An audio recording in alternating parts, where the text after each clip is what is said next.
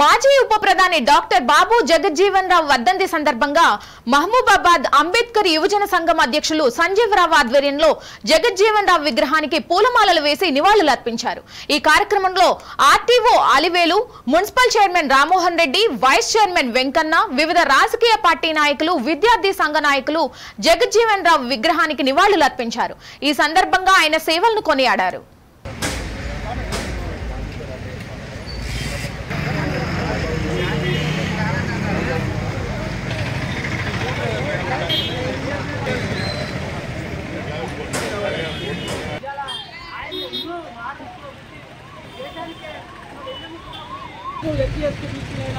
అందరం ఏకంగా ఉండలేకపోవటం చాలా విచారకరమైన విషయం।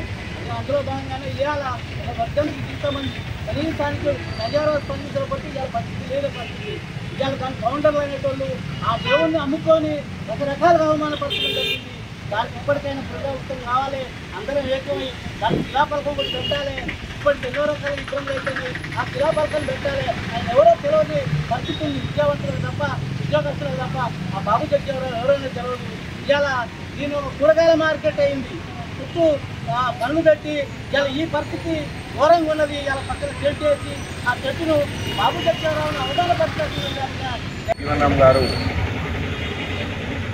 వారు చనిపోయేంత వరకు కూడా ఒక పదవిలో ఉంటూ అడుగు ముఖ్యంగా దళితులకు ఎంతో సామాజిక పరంగా అదేవిధంగా ప్రభుత్వ పరంగా కూడా ఎన్నో అవకాశాలు వారికి వచ్చినాయి।